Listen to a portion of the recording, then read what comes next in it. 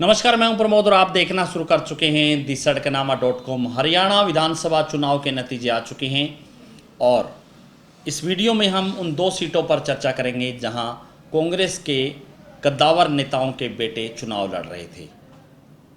और जो सीट थी, एक सीट थी कैथल की, जहां पर शमशेर सिंह सुरजेवाला, जो कि पूर्व में मंत्री रहे, कांग्रेस के कद्दावर नेता थे, उनके बेटे रणदीप सिंह सुरजेवाला जो सांसद हैं, हरियाणा सरकार में भी मंत्री रहे, उनके बेटे आदित्य सुरजेवाला वो चुनाव लड़ रहे थे कांग्रेस की टिकट पर। और आदित्य सुरजेवाला है, उन्होंने वो सबसे कम उम्र के विधायक बन गए हैं। उनको 8124 वोटों की लीड मिली है। आदित्य सुरजेवाला हैं, वो कैथल से चुनाव जीत चुके हैं। और उनके सामने लीलाराम गुर्जर थे, जो कि भारतीय जनता पार्टी से प्रत्याशी थे, जो कि जिनको 75,620 वोट मिले। और आदित्य सुरजेवाला को लेकर के उनके पिता रणदीप सिंह सुरजेवाला है, उन्होंने भी प्रचार किया।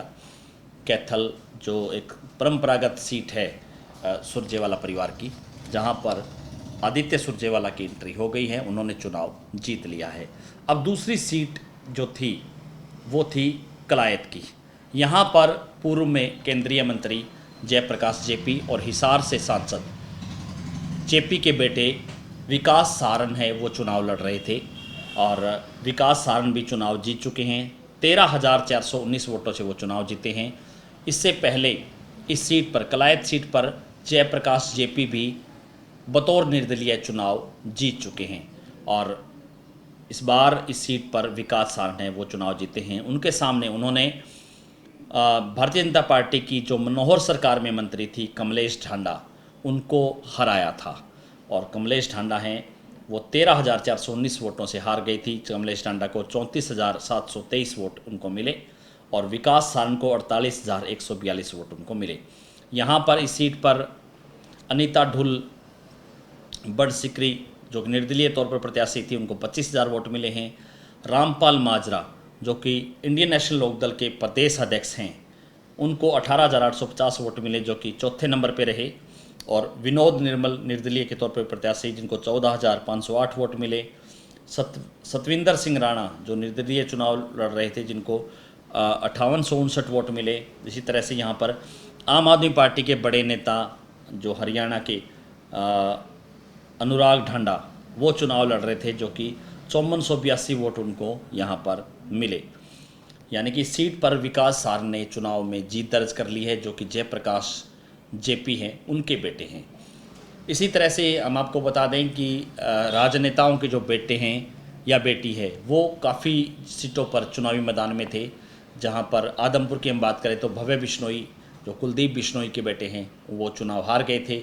इसी तरह से बात कर लें किरण चौधरी की, उनकी बेटी श्रुति चौधरी, जो चौधरी बंसीलाल है, उनकी पोत्री तो शाम से भारतीय जनता पार्टी की टिकट पर चुनाव लड़ रही थी, वो चुनाव जीत चुकी हैं।